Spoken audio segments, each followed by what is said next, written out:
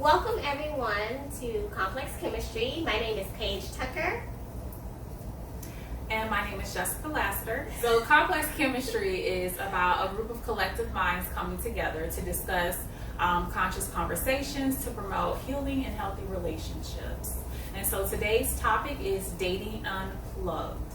Do you approach dating with purpose and intentions of building a legacy or like a game of chess? And we have some lovely panelists today. Would you all like to introduce yourselves? Hey, I'm Chiquita. I'm Cameron. Hello, I'm Joanne. And I'm Fabulous Deanna. Yes, so we are going to get this conversation started. All right, so we all know it's 2019 and dating is completely different than how it was, 5 years ago, even a year ago. It changes by the minute, and social media has a huge influence on that. And so our first question today is, what are your expectations or intentions for the first date? I guess I would say my expectations for the first date is to primarily meet someplace that's really inexpensive, or at a coffee shop or at happy hour, to where you're just going in for one drink, and if you guys actually vibe, then it can last longer. But it's just that first meet and greet to see if there's chemistry there. Because if there's not chemistry, then it's an easy I'm out. Yep. No, not even a lot of money wasted. Yeah. It's almost like a pre-date. Yeah. That's how I consider that, a pre-date. Yeah. And then kind of think about what you're going to talk about ahead of time. You don't want to be that woman who goes into the very first date, sharing your life story and talk about past relationships. So kind of have your game plan ready before you go in. Correct. Absolutely. I would say when I was younger, my expectation was that we would meet, fall in love, and it would be magic. Now, after a lot of mistakes, I would say it's really just to get to know the person and see if, we connect. And I'm much more apt to be open when it doesn't work and just be honest, and just tell the person up front, hey, it was great, but I don't think this is gonna work for me. And that's that. Well, it all depends on the person. So I know what I want. So to me, going on that first date is to kind of iron out exactly what it is that they're looking for as well. I really don't have too many expectations because people put on their best on their first date. And so it's almost like marketing. It's like, I'm going to put out this good product. I want her to buy it. So I'm going to make sure it look good, make sure it sound good, and then just get her to buy into it. And so that first date, I learned so much just by listening to them and observing, basically paying attention deeper beyond the words that they're telling me. So going past the superficial level of all the stuff that they're saying and reading between the lines. And that's all I need is just one conversation. Right. No, I agree. I read something where it say don't focus on what they're saying, it's what they're not saying that you should be focusing on. And I was like, what exactly does that mean? But, after having a lot of practice, then you're like, okay, I get it. And as the only male, Well, I see the other side of that coin. My expectations for a first date, I don't have it. I go in with an empty slate. I don't want her to think she has to live up to anything she might have heard about me and vice versa. So just going in with an empty slate. Even the comment on what you were saying about having a prepared speech, I would like that. Almost for the simple fact of I want to get to know you. And like you referred to about people already have this kind of our setup of what they're going to present to you on that first date. And having that prepared speech kind of falls in line with what I would think that is. So I guess on my first date, I would try to put in a situation where she's not giving me any prearranged or pre-thought of answers to questions. They think of things outside of the box. People gonna ask about your profession and da-da-da-da with your life. It's I'm gonna probably hit you with something else to make you think about it that you wasn't prepared for. like what? It could be a lot of things. The situation ready. These other ladies probably know me. I am not the norm. So I say some of the things that you probably wouldn't expect to.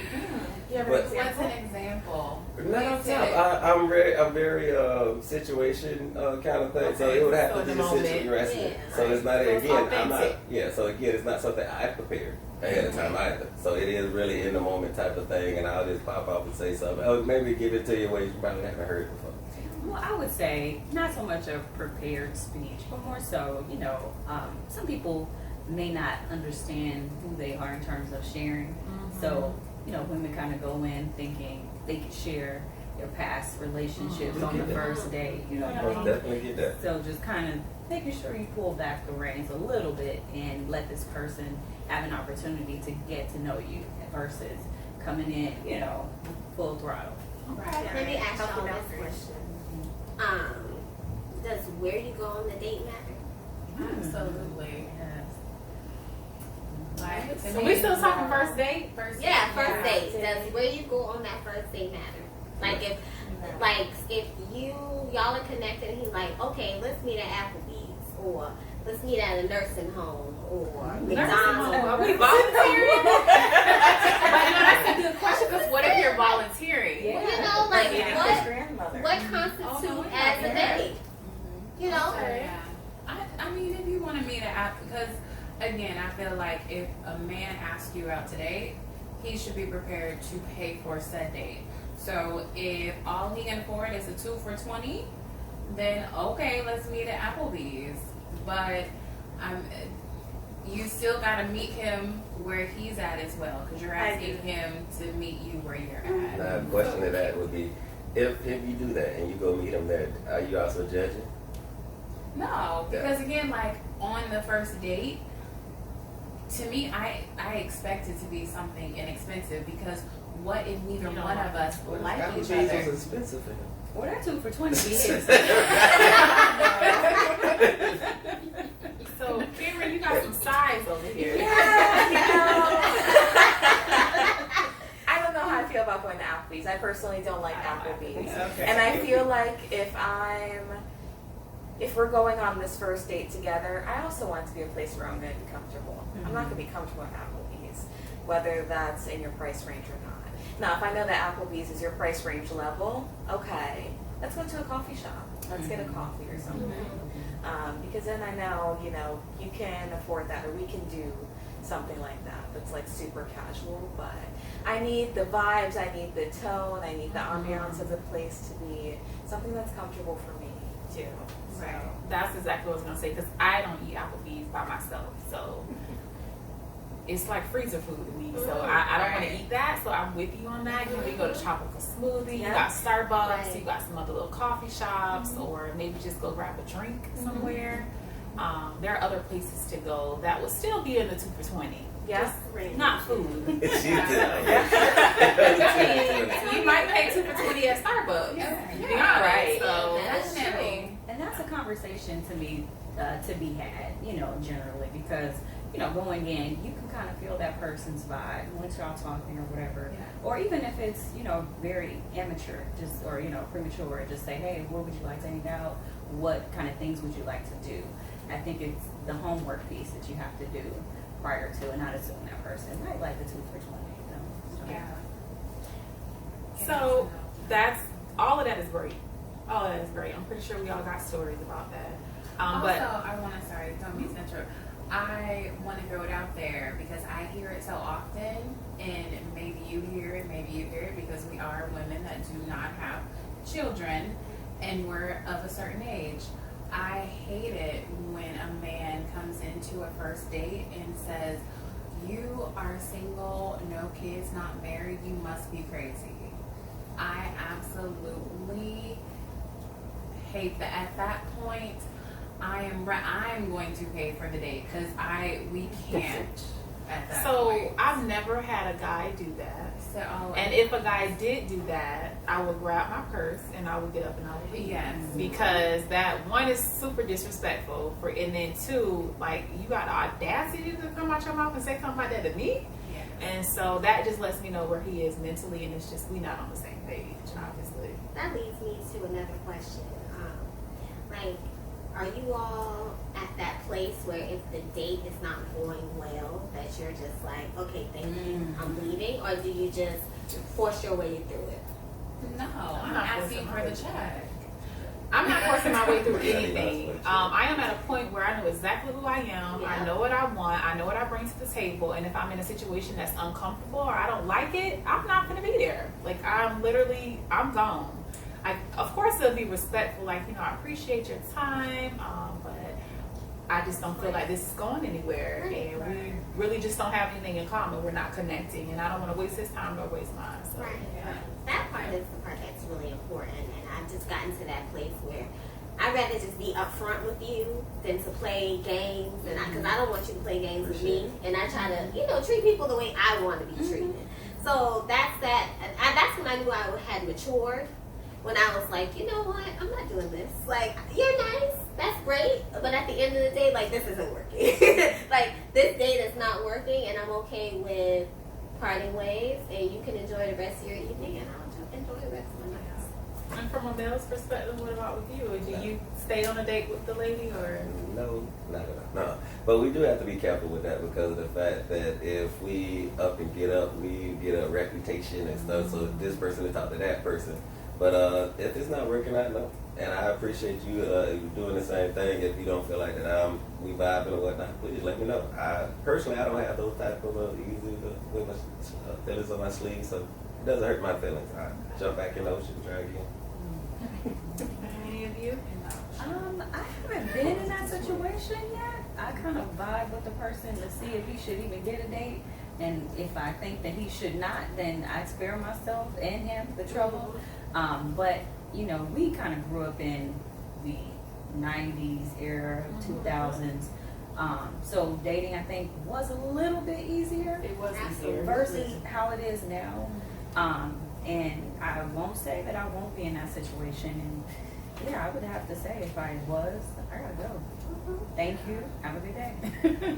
I think you definitely get into that situation a lot when you do online dating because you can match with someone and think that they're so attractive and their bio reads perfectly exactly what you're looking for and you're talking and wow, they seem so eloquent, Right. They're speaking in full sentences and you're just like, yes, okay. And then you get there and it's like the pictures don't add up or the conversation is dry or like they came in a hoodie and flip-flops like they didn't know that they were making a first impression, and those are all like deal breakers for me. Like I put time and energy into how I look and you should too. And sometimes like I think I've gotten better with the online dating thing where as you're talking back and forth, I only spend like a day or two talking with someone through Messenger before I'm like, let's meet up in person and see what this is like. But in those 2 days, you can sort of start to feel it out and see, is this going to be worth my time? Is this someone that I want to get to know? Because I may not go into a date knowing exactly where I want my future to go and what exactly I want, but I need to start from a place of like, here's someone that I'm interested in getting to know further. Okay. So that's great. So with this next question, this is where providing counseling to different individuals and to couples, this has always been a really big issue. And that question is, what is the difference between dating and a commitment? And so when I say that, I mean, there are certain people who feel that after a few dates, we automatically are moving to that next level. After we have sex, we are moving to that next level, even if prior to that, it was stated that I'm not interested in a relationship. So what is your opinion on the difference between dating and a commitment from your experiences? I have my answer. So, I feel old school. So we have to have that, like, will you be my girlfriend? Will you be my boyfriend? Like, situation. Like, it's just you and I, let's be exclusive. Like, that conversation has to happen. Until that conversation happens, I don't care what we do, you are not my man, and I am not your woman. And so, therefore, that conversation, there is no, well, I guess he's my man because one thing, when someone says they don't want something, I listen to what they're saying. And I don't care what your actions show. I don't care if you're taking me out, you're doing boyfriend things. If we have not had that conversation about exclusively dating, you are not my boyfriend. Mm-hmm. That's good. But that is real, because even if you have that conversation and say, hey, I am interested in dating right now. I am just looking to see if something was to just grow and develop organically. And the woman is like, oh yeah, me too. Women can be sometimes more emotional than men. I know some people are gonna say it's a fact, but not all women are emotional. And so a lot of times when men or women lay down with one another, it creates other feelings. Right. And so at that point, it's when you try to challenge those first thoughts of, okay, you said we were just cool with being friends, but now that we done had sex, you kind of want more. Or if my phone ringing at night and I'm with you, you looking at me crazy. If I get a text message, you looking at me crazy, but we're friends. So where does that line draw? So, at my point in life, this juice box is closed until after the 3-month mark. So we can, at that point, I can't even consider us being exclusive or in a commitment until I have spent at least 3 months with you. Because like you said, a lot of people come in to that first meeting and they're somebody else. Like they have their representative on. And to me, I feel like you can have your representative on for a good 3 months. After that, that's when you start to fall off. So once we actually have vibed and you have shown me that you could be somebody I could date, once that 3-month mark hits, then I'm hitting you with what is your interest? Like, what do you want this to be? What exactly are you looking for? Because I feel like if you ask it up front in the beginning, you really don't know until you get to know that person. So 3 months, now I know. But to me, like, once I let you in all this juiciness, like, I already have that whole, we are committed. So I know myself, like, I am one of those emotional women. So it's just like, let's not even get there, because then I'm going to be off boo-hoo crying, talking about, girl, you don't love me. But it wasn't anything to leave because it wasn't real, because we never had that whole entire conversation. So you brought up a real good point. Anybody else got a comment? Because I want to come back to that 90-day rule. Yes. But Oh, I have a comment on that hold on, before we get to that 90 days. Comment on that too. I want to know, what are your opinions about dating and a commitment? We're going to come back to the 90 because I see everybody else. I'm looking at you guys like, man, I can't wait to hear these. But I'm the emotional person, Right, so yeah. I know that about myself. Okay, So I'm okay. not even going to set myself up for failure. Okay. But any comments about the difference between dating or a commitment? I feel like for me, dating is the period or the phase of, I want to get to know you. Right. I want to get to know you. I can date multiple people at the same time. Mm-hmm. If I want to, I can choose to be intimate with multiple people at the same time if I'm dating. I feel like now I'm at the point where I don't, just because I don't want to get emotionally invested in someone that I'm just getting to know, and I haven't even decided, you know, if I could see a future with them yet. We're just kind of taking it slow. So to me, that's dating. A commitment, for me, cannot come after a conversation.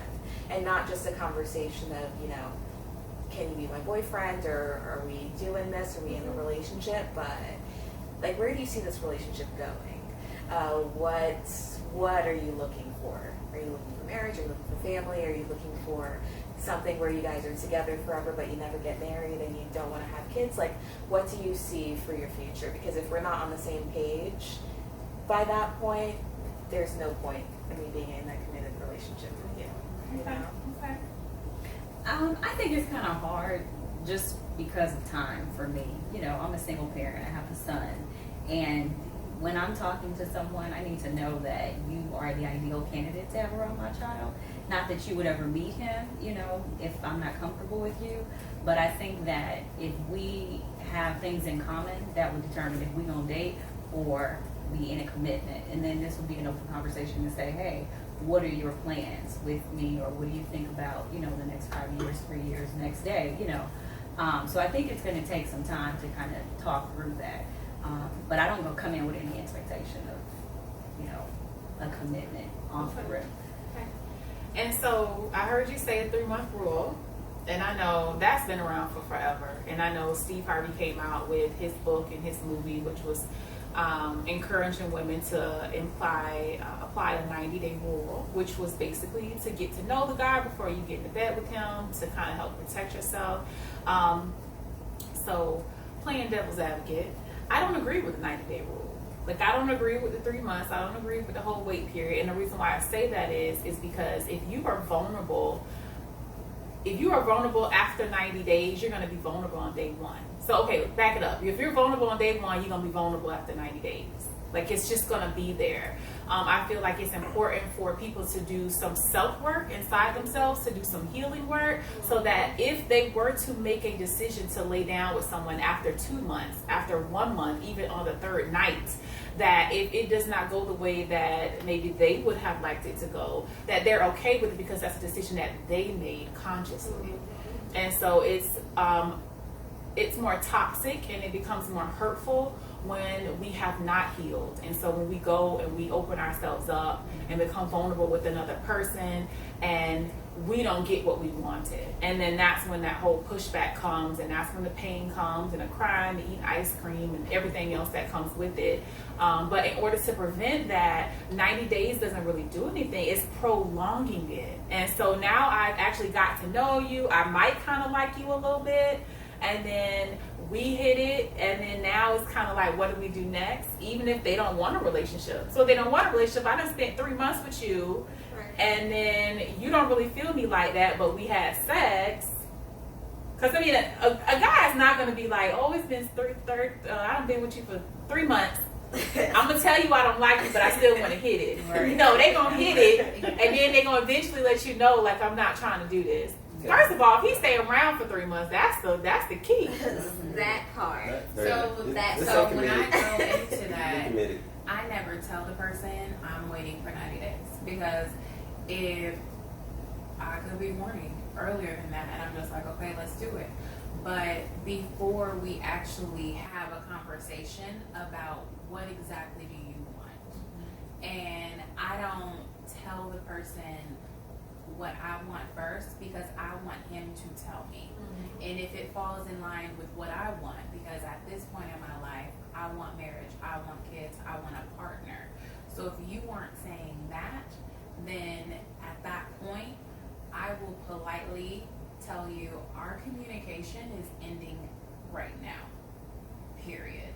So I still have that conversation before. It's not like, ooh, 90 days on the calendar, come over, we about to get it, I got waxed. It's it's been about 90 days, it's been about 3 months, you have still shown that you are the same person. Let's have this conversation. So I prefer not to have sex until I am in a committed relationship. If I'm dating, because here's the thing, like I can date several people at the same time. However, I'm not trying to give myself to several people at the same time. So until I'm in a committed relationship, we're not about to have sex. And I'll piggyback off of that. I think that, like she said, you don't want to give yourself to multiple people, because I find myself being scattered, kind of, if you just out here, with everyone. Yeah. You know what I mean? Is that how you feel, sir? About the scattered? Well, I mean, just, and then, for me, I feel like there's that one person, if you're dating multiple people at one time, there might be that one person that you're more inclined to get physical with, whereas everyone else is just fillers, until you figure out, okay, this is my man. Bench players. Right, because you got a whole squad. The 90-day one is kind of simple, because of the fact that if I left you after day 3 having sex, I do it after day 90. It's not a big deal. And because of the fact you got to understand, some guys are committed to this. It's committed to the chase. So if you might not even say that it's a 90-day thing, but if I can kind of feel that way, I'm sticking around because I've committed to this already as well. Now, do you have someone on the side though that you still physical Yeah. while you chasing? If he's single, Now, why would as he? y'all probably know, I call myself a habitual dater. I see nothing wrong with dating multiple people. I mean, physical though, like the and need. some may be physical. Okay. And some may, so yes, but I'm still, like you said, and just me personally, I like a challenge. So just because of the fact that you might have not stated that, but I kind of feel that's what it is, I may stick around for that, just for that. And I know it might sound bad, and you might put your flag down and leave. But just having those type of things that doesn't assure you that he's there for the right reasons. Exactly. It doesn't assure you. Which is my point of, if you're not safe with being vulnerable at day 1 or day 3, like you said, you're not going to be safe at day 90.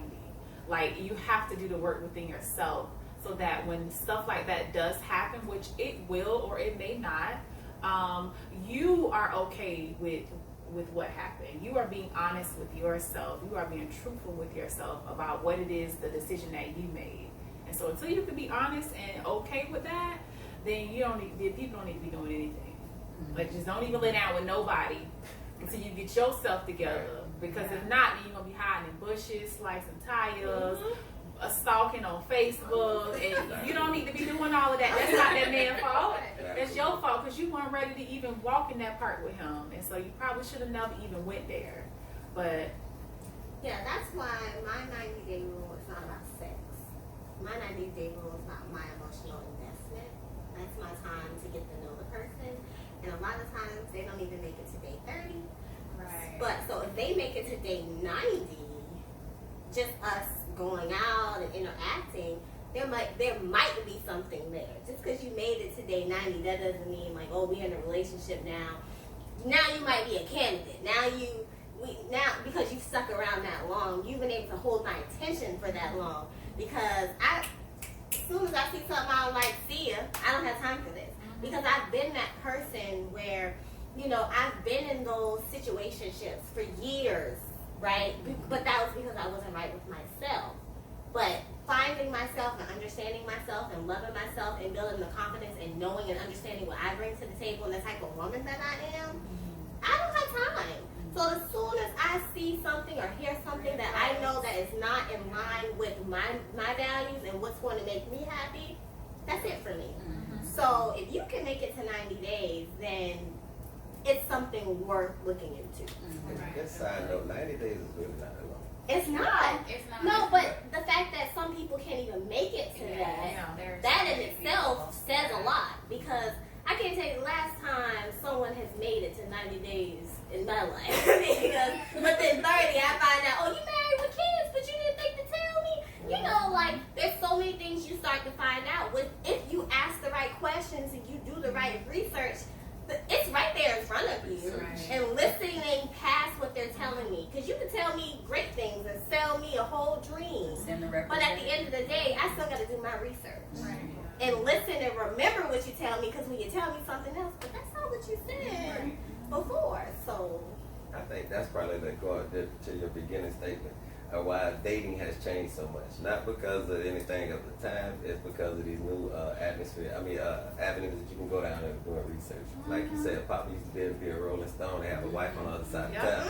And you had no internet to go look up no last names and no child support. You didn't have that. I think so. The internet probably has made dating probably the most difficult thing that's come about for dating has been the internet. And I think it's safe for a lot of people. It's protecting a lot of people from being, used and abused and lied to and so forth. yeah. I mean, I'm just at this place. Like I tell people all the time, when someone approach me or, I feel like they're wasting my time and I say, okay, I'm good. No thanks. I'm doing it for their good. Like, because I know I've put too much work into building me. I am not about to let somebody come and tear this down. Because if you tear this down this time around, it's gonna be a problem. It's gonna be trouble for everybody. That's just at the place that I'm at because I work so hard. And there's so many people who want to play games. Go play with them. Right. Yeah. So the whole point is, okay, I hear a lot of people who are okay with the whole 90 days, whatever, however many time frames you can put on it. I don't have a specific time frame. the way I operate, it might be shorter than 90 days, it might be longer than 90 days. So I am 22 months in of celibacy. And so that'll let you know what 90 days is looking like. So I've been dating, but it's been multiple 90 days. And I never set out and said, oh, I'm going to be celibate, I'm not going to have sex anymore. It was more so of, I was like, I don't want to give my body to someone, just anybody. And it doesn't even have to be someone that I'm like, oh, we got to wait till we get married or anything like that. I hear that, but that's not even the purpose. It's more so about, like you said, I've done so much work with myself, so much healing work, to the point where I don't want anyone to jeopardize that because of their spirit is tainted. Mm-hmm. And so I do believe in sex transmutation and transference, which is when you have sex with someone, you take on their energy. And as much as any other spirits and stuff and souls that they've been with, I believe in that. And so if someone is walking around here with all the boxes checked, they got everything going on, but he has not done the work and he got some issues with himself, I don't want that in me. Like, because when you give it to me, what I'm going to do with it? Like, you keep that to yourself. And so I really just want to make sure that whoever I'm connecting with is someone who is 100% whole with themselves. Like, you got yourself, you know, you got some issues, you know, you don't work through those issues, and you're not bringing them to me because I am not your everything. I am not the person that's going to put them on my back and hold them and help you and heal you through it, which I don't even have the capacity to do that. So. And to your point, like we talk about Black mental health or mental health in the Black community, and I think a lot of times that's where the disparity is, because most guys or people, women too, may not feel they have an issue, right? Until you get in a relationship and it starts reflecting back on you. Because as long as you're, like you said, being around people who feed that, hey, I'm cool, you know, because I'm finding people who have the same wavelength. But then if you find another person or a woman who, like you said, has done the work and the healing, she's challenging you, brother. You need to work on this, and then he's like, wait a minute, you know, don't tell me what to do. I'm good and grown. So, do you mesh together, or is this a time for you to get your stuff together? You know, go out and seek therapy, and that woman is bringing you to a higher wavelength, or that man is bringing that woman to a higher wavelength. And sometimes you have to fall apart in order to come together, and that right there, depending on what kind of relationship you're looking for, can be tough, because nobody want to deal with that today. Everybody's like, hit me up, meet me here, okay, a couple days, let's smash, and that's it.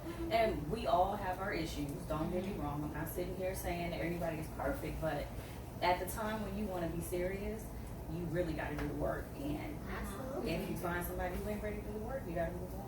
I was in a group and someone asked, like, you know, why are there so many good men and women who are single? And first we talked about like how good is relative, but we kind of got what he was saying. And, you know, I chimed in and I said, you know, sometimes your singleness is more peaceful than being in a relationship. Say it again. Because when you're with the wrong person, it's like, I don't want to deal with this. Like, my single life is so great right now. If you come into my life, you have to convince me that being with you is better than the single life. It's popping. It's popping. It's right? Now, the thing is, I love the fact that y'all are rejoicing in being single. But you know, as for a guy talking about the other side of that coin, if a guy loves to be single, you know, he's labeled as a hoe. He doesn't want to get committed. He doesn't want all these things because he doesn't want to be. Because if we enjoy being single, we get a label stamped on us as well. If I say, hey, look, I'm a habitual dater, the first time you heard that, what something negative came about when I said I was a habitual dater? Not me. But I'm just speaking but from the one who did hear that. If you're speaking about what we've been trained to believe, then yes, totally. But if you kind of expound and clarify, because like she said, the new dating, or not the new dating, but the single life, it doesn't necessarily mean you just out here, or you know, it could mean that you like to go on multiple dates. It could mean I date here, I date there, or it means that your phone is dry. Yeah, my phone is dry. So it just happens. You know, I find it to be like you said. I'm happy this way. I've been in relationships, did all that, and you're right. And I wake up not having to think about it, look outside, my car beat up because I got something. Your car can get beat up if you're single. Because all you gotta do is tee off the wrong one. Yeah. Your car now. Even though it doesn't always work, I try to be very upfront with that. That look, yes, I am dating multiple people. Yes, you might see some. We got to be out somewhere, and you might get a little eye, and because that might be something like not because ooh, I'm at the same time, or it might be at the same time, but you might get an eye. I ignore it, you ignore it, we keep on with our day. But see, you being real and you keeping it open. Right. Honest. Most guys don't do that, and so when you get that eye, you be looking at him, you looking at her like, do you know her? Oh no, I don't know her. Then later, his phone is blowing up, and it's the chick that we was out, you know. So, but even real quick, even being real on that, it's some women that always say, "Oh, I want a guy to be honest. I want him to be upfront and tell the truth."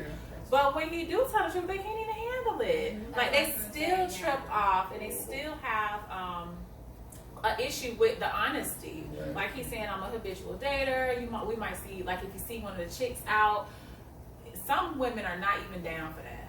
But to me, I feel like they're not healed as a person either, because I feel like there's so much like tension in between, like the whole like this is a man's world, this is a woman's world, because no one's being honest. Like if we are in a relationship, if we are actually committed, and you're telling me, hey, I'm not happy, I might want to go date somebody else. If you came to me and told me that, how do you know I'm not feeling that way either? Right. So it's that whole honesty and also knowing yourself. Because I have heard a lot of women, no, I want to be honest, and I feel like that's why so many men are not honest, because they feel like as soon as I tell this woman the truth, she's about to flip out. However, I feel like everyone here is healed. If you told me the truth, it wouldn't be no flip out. It would be, okay, let's sit down and have an open discussion about this and what's It next. might actually work in your benefit, because if you tell me the truth and you give me, like I had an ex before, and I moved in with him, and before I moved, because I was coming from a different city, I said, is there anything you want to tell me? Like, and he always said, like, I'm really cool, I can talk to you. I'm like, okay, yeah, because we were friends first.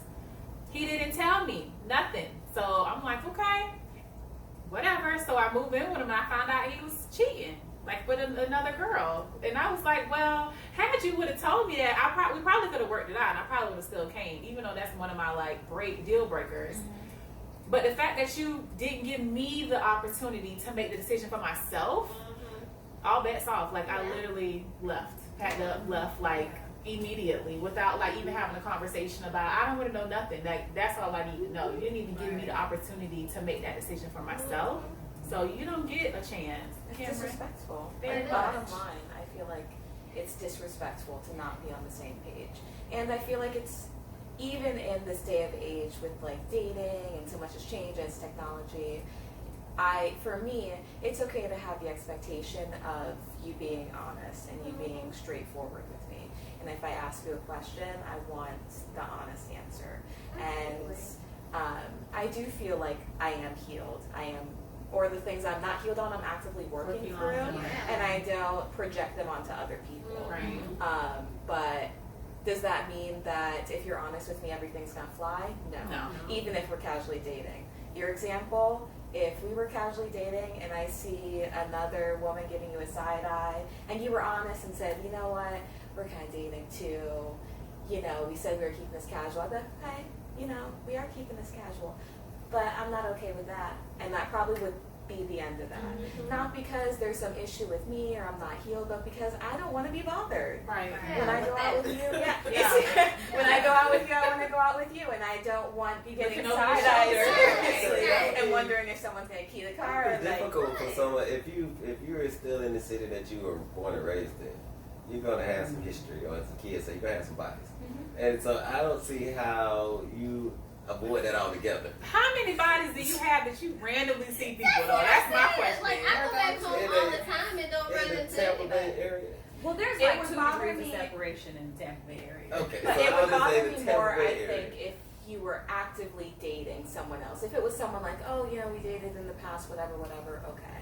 If it's someone like, oh, you know, we're kind of seeing each other right now, and I was at her house That's 2 not nights true. ago. Right, that's what I was saying. That's It's the Friday. I was with her on Oh my Wednesday. goodness, That's the that's the past. Okay, how about you I would not be more take them to the specific and same ask the questions restaurant? anyway.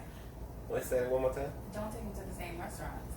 Keep them apart from each But other. you make an assumption that everybody, she's gonna go to the same. She's gonna go to other places as well. So you're gonna see them out. A lot of us hanging kind of In the same same area. little things. So you're gonna see them out. Some venue, some something. Something like that puts you in the friend zone. Push you in the friend zone. I hear your explanation, and I completely agree. It would still be that is that. Yeah. And I mean, it's And not that's just only- good for everybody. But that's only unfair because of the fact on the other end of that, if with guys that you dated in the past come across, or it might be at the same time, we have that kind of, we not making that acknowledgement with you while you're out with someone else. So that would never come up for a guy. So I would never see a guy out giving you a side eye per se in public and go, ooh, I got to put you in the friend zone because I seen that right there. So if you were at my house on Wednesday and you saw me out on Friday with John, you would not care. I care, yeah. Make But you would any make kind of a acknowledgement sign. when I seen you, no. Because what does that do at that time? Nothing. You're Right. It doesn't. And me reacting at the time doesn't change the feeling. It just kind of, again, you get something to put a little, kind of jealous. Yeah, I don't know. It might be a good thing, bad thing, but I wouldn't give you that satisfaction. I wouldn't. I just A go nod, back to what we all a kind of text, were that's talking all about, you making the point of is to have that open line of communication. Yeah. You know, because you have a choice, or you know, she said, let me make that choice. If you tell her, hey, I'm dating multiple people, take it or leave it. Well, I'm gonna leave that right there, and you take that. You know, or if you feel like you've healed or you are strong enough to get that side eye and keep it pushing, and if that's what you want and you have that communication, it's up to you. Okay. So, I mean, dating is super complicated. And As complicated as you make it, but yeah. it is. So, I'm going to say this. Dating is complicated as in the terms of where we are now. We have, like you said, multiple avenues. You got online, you meet people in person, you got people at work. Complex in that form. Not as in a connection way, because either you connect or you don't. Right. It's it's not complicated with that.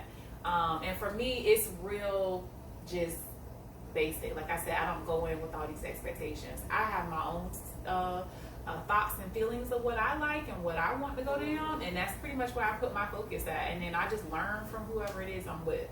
But the next thing is, now this is something maybe all of us have experienced on one side or another. Is ghosting ever acceptable? And when I say ghosting, it is when you meet someone, you talk to them for a while, you kick it. As women, you get that good morning text every morning for a long time, good morning sweetheart. And then for guys, you're sending that text out, and then all of a sudden you don't hear from them for like a month. Or you smash and y'all have sex, and then next thing you know they ghost for a month or a couple weeks, and then they come back. Is that ever acceptable? Yes. Okay, let's break it down. And I'll tell you why. Because ghosting was happening before y'all gave it a title of ghosting. And so to say, okay, is ghosting acceptable? That kind of behavior, is that acceptable? And I kind of go back to what we were speaking about earlier. If it's a situation where it's not working, like you were saying, you're ready to get up and go on a date, the same thing is in a relationship. It might hurt your feelings in the way I left, but like you said, I might be doing you a favor by leaving. So why not just go up and do that? Accept it for what it is. Okay, I didn't see you, I didn't hear for you. Okay, whatever, and move on. Now, again, I know I might simplifies a lot of things, but I've learned early in life that I live by the motto of kissing. Keep it simple, stupid. I agree. There are some situations that ghosting is okay. When I meet and match with someone online, if we're talking back and forth and I'm not feeling it, and not that much time has been invested, we haven't met each other in person, I don't really know anything about you. Like, there's really, in those types of situations, especially online and stuff, I wonder, and I've gone back and forth on whether there's some obligation for me to say through text, by the way, I'm not feeling it, and so I'm not even going to bother to text you, and let's not even bother. Like, why go through all of that? Why even waste my time to think about how I'm going to word it? Like, it's not even worth all of that to me. So then it's just like, yeah, whatever. And because this is something that happens, like you said, people get the hints Yeah. pretty quickly. Yeah. And And the ones that don't, I wouldn't have wanted to hang out with them anyway because they don't seem to respect what is being said by the silence, which is that I'm not interested anymore. What about the? Oh, go ahead. No, I was just gonna say, and I think what makes it unacceptable because most people want an explanation. You don't want to know why. You want to know why that person left instead of accepting the fact that they're gone. And I think that's the only reason why it really honest. Because if he came back and he gave you the Dear John letter, or wrote you out that text, or whatever way that you got it, would you have then accepted it more that he's gone? No. No. Or would it lessen the hurt anymore? No. It's just the fact that so with ghosting, it's just I think the unacceptable part is that you leaving somebody without an explanation. What about the reappearing though? That's what I mean. I've So they never had leave, that but then they happen. come Yeah, back. what about the reappearing? I've Oh, never I've had had it. Oh, I've had it. And you know, like I said, when I was not healed, it was just accepting them back with open arms. But now it's like sometimes I just don't respond. I ghost them.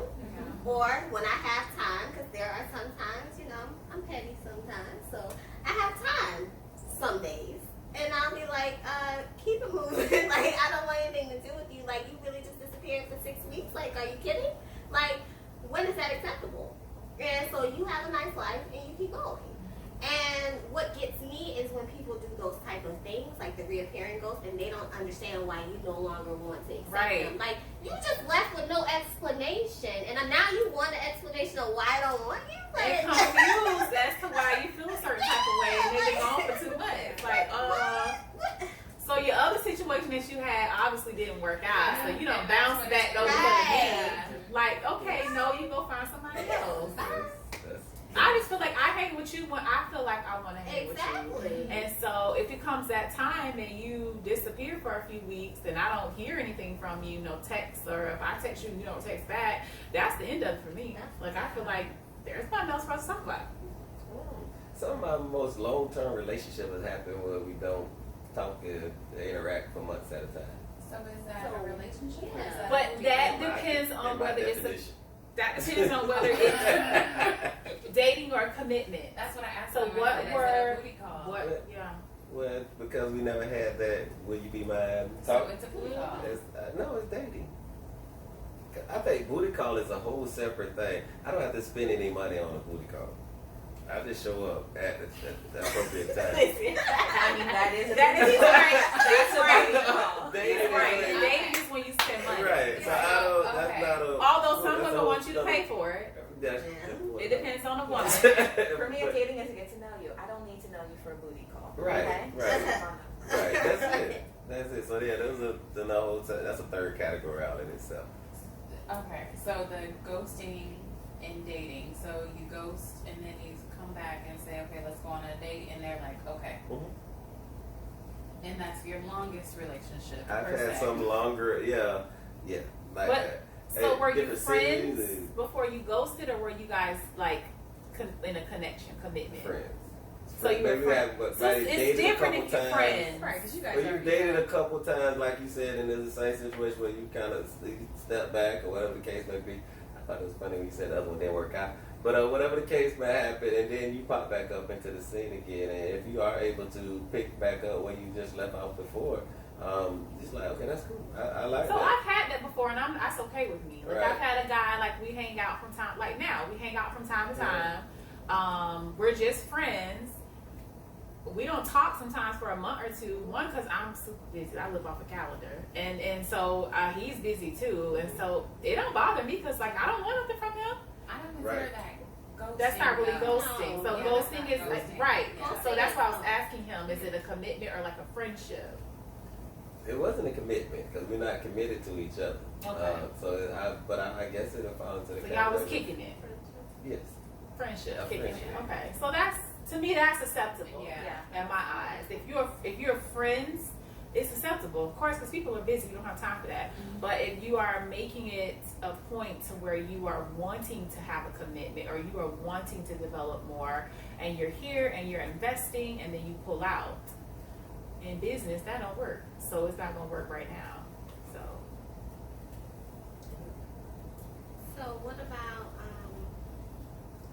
I heard you say like, you know, even in a relationship, like if you just leave, like you know, I think in that case, not judging you, just in my personal opinion, like if we built something and we live together, or you know, we have kids or whatever, and then you decide that you're just gonna pick up and leave, like, what is going on in your head to think that that's okay? I mean, granted, you just have to accept it because that's, you know, what the person's offering. But at the same time, like, I just want to know, like, what's going on in the head of someone that does that. So you mean someone that's in a, like, they're in a committed relationship and have a family, and they ghost? So, or they just decide they don't want to be in a relationship anymore? No, I know an example that just happened recently. They were together for 2 years. They were living together. They were engaged, and she came home and he had moved everything out, and she has not heard from him ever again. That's a coward. Yeah. Yeah, because and then also on top of that, I'm gonna say, because you know, I believe in every relationship, whether the relationship was toxic, whether it was traumatic, whether it was good, whether whatever it was, it is 50-50. And so before the other person leaves, they have already left the relationship. And so if that other person was truly connected to them as they were, like, so if he left, if she was truly connected to him as she was supposed to be, or what she thought she was, she would have known he left a long time ago. Most people don't just wake up one day and say, I don't want to be here no more, and leave. They have already left prior to the physical left. They left emotionally, mentally, sometimes even physically. Or they were never there. Yeah. But 2 years and engaged, that's a whole nother conversation. Yeah. And you were Or never there. that's like being emotionally unavailable, though. Right. Just not being present. Right. It does happen. Right. Oh, I say this to that. Yeah, I agree. Coward move. Also, too, I think it's a misconception that guys are not very good communicators. I think we are very good communicators. It's just not always verbal. So I think even prior to him leaving, he's probably tried to communicate that he wanted to go, wasn't happy here, whatever, and she probably wasn't catching his vibe. Now, yes, I give you that the verbal one is the best way of probably communicating, but he might not have been able to do that. But I believe he probably communicated to her in some kind of way that he wanted to go prior to just up and leaving and moving all the stuff. Did she catch it? I don't think so. It doesn't seem like she did. But Or she did, thought it was something else. It could have been. Which happens. could've You been, like, yeah. he just in the moment right now. He got to move. Yeah, because there's things out there, you know, there's always advice and say, like, you know, sometimes when you encounter, it's usually to women, you know, where a man seems like he's just kind of spaced out or he's upset, like, you know, sometimes it's not about you. Maybe it's about work, or maybe it's this or that. So if you're not, you know, telling me what's wrong, how am I supposed to assume it's me? And if I'm always assuming it's me, then that creates a problem because it has nothing to do with me. So when am I supposed to know when it has something to do with me and it doesn't? Right. If you don't tell me. So I get that the communication may not be verbal, but it's hard to understand what applies to me and what applies to the rest of the world. You gotta get in vibe. I gotta get on that same vibe. And that's why I believe connections are the most important thing when it comes to being in a relationship. A lot of people just get with someone because they feel like, oh, he cute, she cute, oh, they got this, I got that, we gonna make a good couple. Not even knowing if there is even a connection there. Like, is there anything there more than that? And sometimes you can like someone but not like them enough to be with them long term. And so that's a whole nother issue. Or you could feel like you love someone and not like them, because I've been there. I've loved someone before, and I was like, if we was not together, I don't even think we'll be friends. Like, you're not really somebody I want to be friends with. And so that just makes you think about, who am I connecting with to be in a long-term relationship, in a committed relationship with? So. And I think for so long, we've gotten caught up, like society, not us, on the good resume. So, oh, child, he a doctor, he has this, that, blah, blah, blah. You having a good resume does not dictate your character.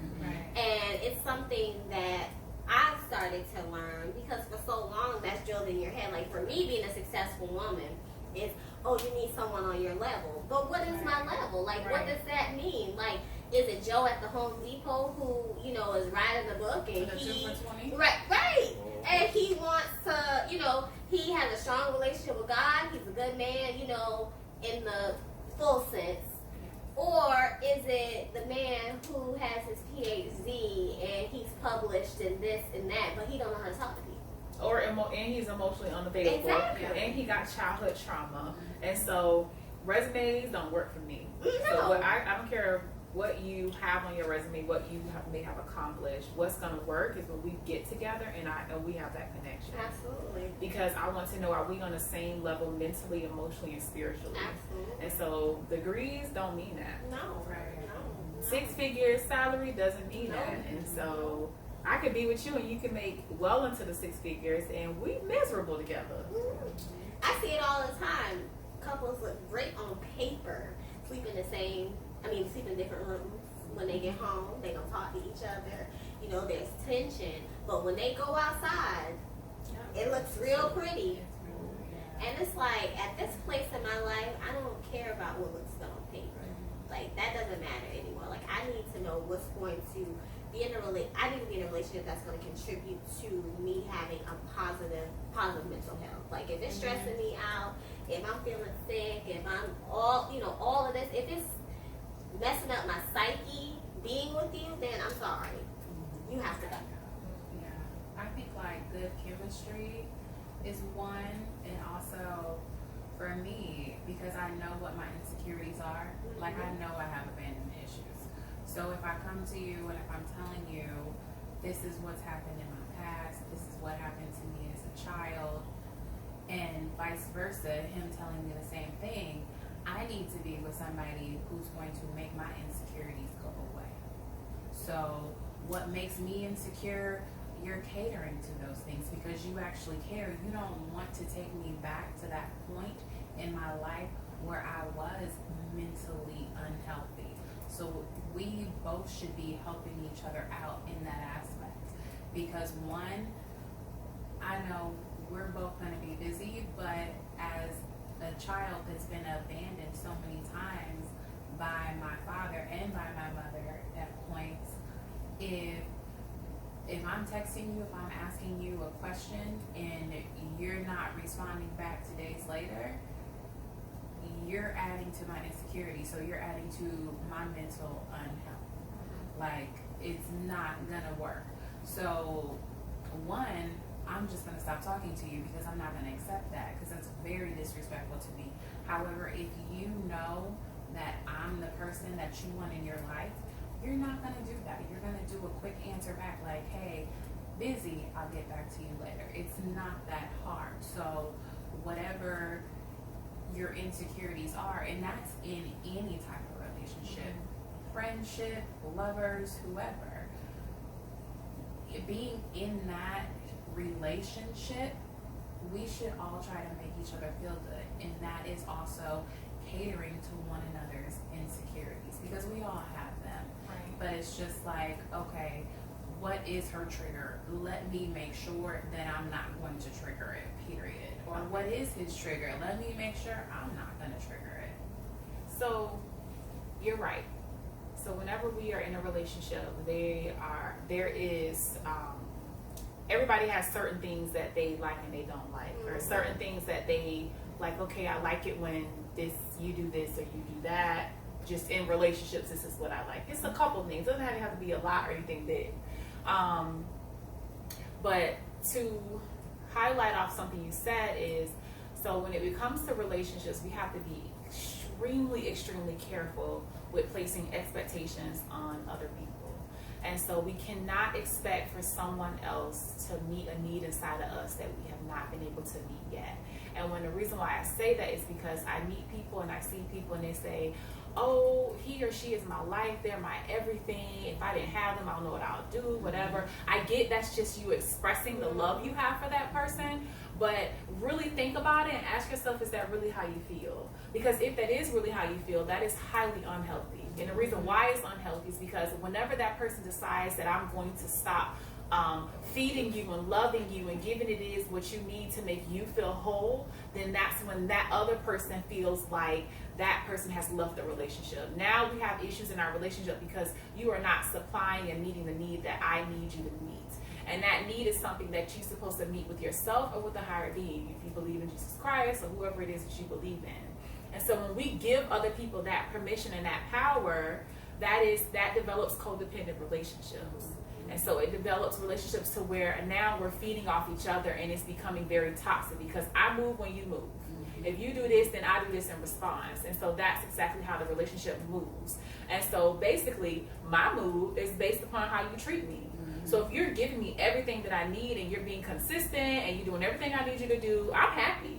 But if you're not good for a moment and you got stuff going on and you got work going on and you getting clouded and all kind of stuff going on and you can't even meet my needs because you're trying to manage yourself, now you dealing with stuff. And then the girl coming up like, well, why you ain't doing this? Why you ain't doing that? I did this and you didn't do that. And so that causes stress and chaos. And that's a lot of pressure on someone. So like, I'm all about meeting a guy, and if he's in his journey of healing, that's okay with me. If he hasn't even got to that point yet, that's not okay with me. Because I don't want you to lean on me to be your everything. I don't want you to depend on me to make you happy. Because I may not make you happy on Tuesday. Tuesday I may have something going on and I just can't do it for you that day. Right? So I need you to already be in a place to where you can manage your own emotions and have some type of self-control, and not give me that type of expectation. That's a lot to carry. It's a lot to carry. So I get there are certain things that we have that we need to, certain quirks that we like about things in relationships and connecting with people. But it's important that we do the work within ourselves to heal. And when I say heal, because I say it a lot, it is digging deep down inside and figuring out exactly where that is coming from. I had a girl the other day I talked to, and her issue is she has a difficult time with being honest with people. And she thought it was because she's so empathetic and that she doesn't want to hurt the other person's feelings. But I told her it's because you don't want to hurt yourself. So you are not confident enough in being honest with someone else because you think it's going to hurt knowing that they're hurt. So you're avoiding your own pain and you're not being honest with them. And so she was like, well, I don't know where that's coming from. Who raised you? How was it growing up in your household? Who taught you about right and wrong? On maybe a certain incident where you were sad about something, what was the response? How did they tell you to feel about it? Like really sit down and start to do a self-evaluation and think about where is that coming from? Like where did that come from? Why did I now all of a sudden feel like I can never be honest? Because now you end up in a relationship where you're not being able to voice how you feel. You're not being able to say what you want to say, and you're walking on eggshells because you don't want to hurt somebody else's feelings. That's a good point. And it plays into healing takes time, and anything that you do worthwhile takes time and work. It's a daily practice. And in our society, right now we're even fast paced in the microwave. Like literally, you walk in the kitchen, warm your food up. When you go online, you want to find something. All you need to do is Google it. It takes seconds, right? And then I remember growing up as a child watching movies. Your movie is about 2 hours long, right? And if it's a romantic comedy, rom-com, whatever, you find this guy, y'all fall in love, and then y'all married within 2 hours. And so subconsciously, you go through life thinking that's the process. Sometimes, you know what I mean? And then you don't realize how that relates to other people. And you feel like, oh, I know him. Oh, he's this. Oh, he's that. And ideally, that's not the way it's supposed to go. And in addition to being raised in the household, sometimes we come out of generations where they're not telling the truth. Right. And there's many secrets in the family. And you don't know that daddy got a whole family outside, you know what I mean, and mama just dealt with it. Or they're not sleeping in the same bedroom, that someone mentioned earlier.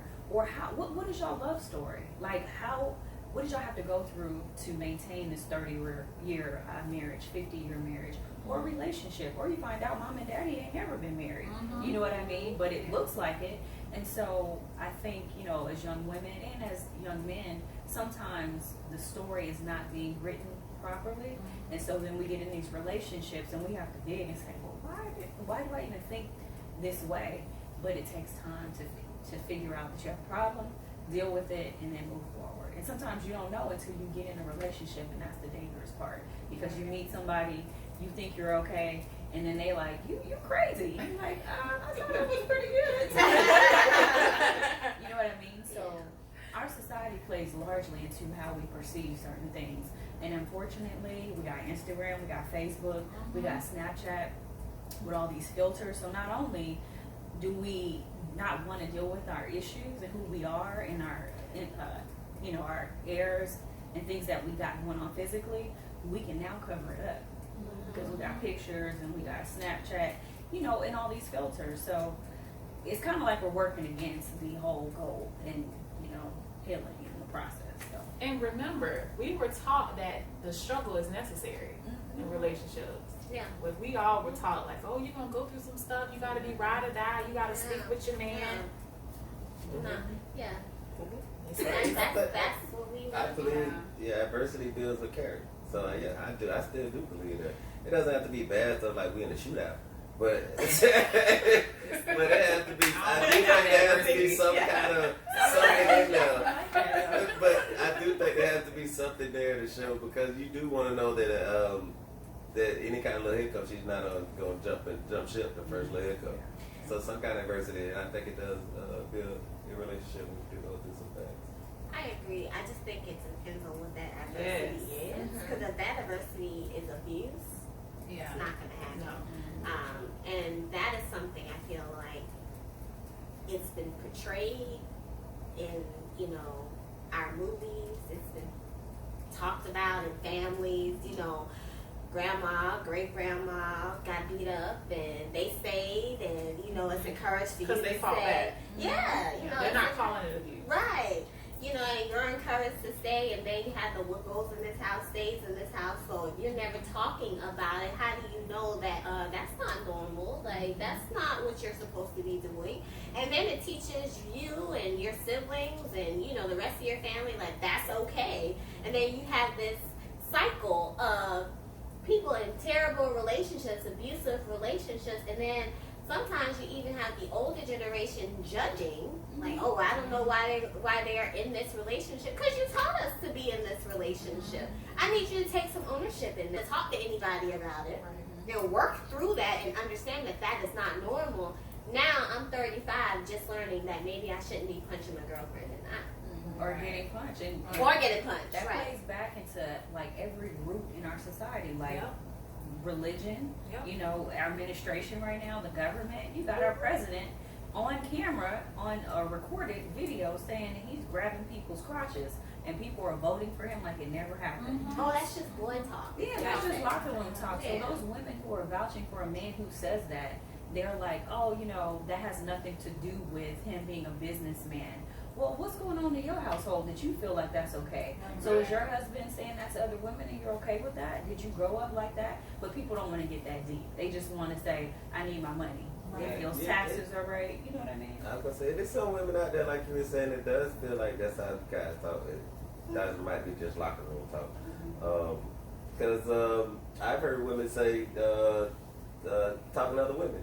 And they'll be talking about something they did, and they'll be like, oh, he didn't go upside your head? Because I would have. So it's like, that's women talking to other women, like, they're kind of more or less like...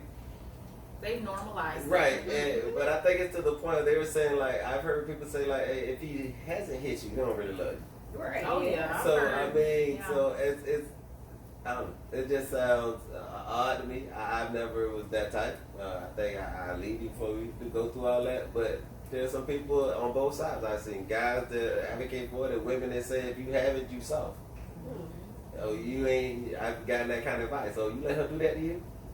Oh, you just soft. Dating Unplugged, we've talked about what it's like to be your expectations and intentions for the first date. We've talked about, well, what is your difference of understanding for dating versus commitment, and we've talked about ghosting as well as amongst some other topics.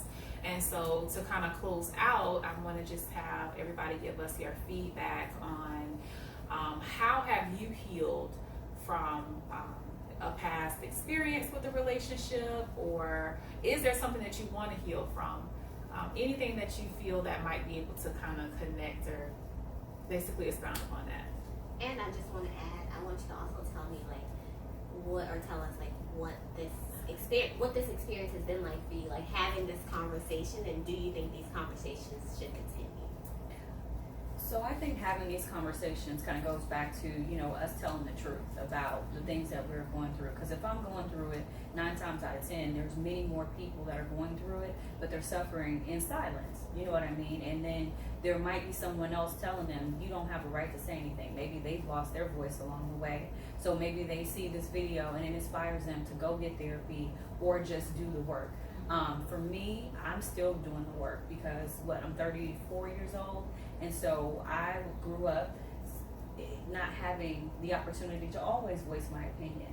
And I grew up in the church and things like that, so I found other ways, but I was always told, pray it away. So without having that voice to, go to therapy or talk to someone, you become an adult and you have all these issues and you feel like, okay, well, maybe I need to go see somebody. And so I've gone to therapy and I've just written things down and I do journaling and things like that. So it's definitely a process and you never know until you know. But I really think that these settings and this type of environment helps you kind of heal, I do think it's really healing, and for me it helps to put things in a bit of a different perspective, especially among people of color. I think that for me that's really, really huge. Relationships it wasn't something that was talked about in my household, and when it was from a very just don't have sex until you're married sort of conversation, and that was the end of it.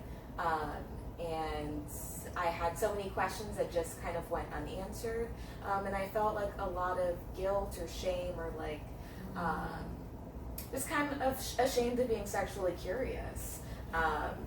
Even like as a young adult, I felt shame about that, and it's taken me a lot of time to kind of work through that. And I think having these forums and having these conversations really helps to kind of normalize all of our different dating experiences. And for me, the biggest thing that I've been working on, or that I've been trying to heal from, is just learning to value myself more and learning to love myself and exactly what loving myself looks like. I feel like the past just 2 years of my life have been really transformational, in that a lot of things have kind of happened back to back, but in that I've learned truly who I am when I lose all of these things that I feel like I need in my life. And like you were saying, just going to therapy is a huge thing, but again, it's not really talked about that much in the Black community, and that helped me heal from a lot of things that I was afraid of kind of shining a flashlight on. And a lot of that was a lack of self-love. Ultimately, that's what it boiled down to. I didn't love myself enough to really shine a light and work through those things because I was embarrassed and ashamed about it. And therapy really helped me open up and work through that and see that, you know what, like, I really do love myself. I love everything about myself. Like, I love my body. I love my hair. I love that I just put color in it. And I really feel that way. I just got my nails and I feel really good about it, and I'm wearing makeup, and like, I just take the time to really invest in myself now like I never have before, and I've never been happier. I like participating in these type of forums because you get a lot of different viewpoints. Also, too, I like these, and in this setting, because of the fact I think a lot of times a male's perspective is not, maybe if it wasn't any testosterone here, it might have that perspective, and try to give it to you in a not so raunchy manner, or just kind of be like, hey, look, this is the kind of person I love participating in this, and also get some back as well. Dating wise, I guess what I got going on right now is the internal battle right now of I really do enjoy dating, but sometimes I get these feelings that about maybe I want to be in a committed relationship. Okay. So it's going back and forth right now, I guess, at my age. And the main determining factor, I'm very technical in thinking. And so it's pros and cons. And so if one does outweigh the other one, that's the one I'm in sticking with. So that's what I'm at right now. So that's the internal battle. I definitely feel these conversations are needed within our community, very much so. And to go back to what you said, it's very important to love yourself first, choose yourself first, because yes, like, the only relationship I know that's healthy was the part that I only seen growing up. When my grandparents were actually happy, that's when they started taking care of me. But what my sisters saw, which they're 10 and 12 years older than me, they saw them fighting each other. So their experience is totally different than mine, because I'm seeing a perfect relationship from my eyes and what I see. However, should they have stayed together, you know, who knows? But it's still, we need to love ourselves and say, if this isn't vibing right now, let me go ahead and walk away. And it's just being honest with yourself, and it's being honest with the person that you're with. So I think that's important. The honesty and loving yourself and putting yourself first. Well, I want to thank everybody. Absolutely. I think this was absolutely amazing. Y'all were amazing guests, and we hope to have you back on Complex Chemistry. And I hope you all enjoyed our new show, Complex Chemistry. We hope to be around for a long time. And we'll be bringing these to you monthly, so stay tuned. Definitely. Thank you for tuning in.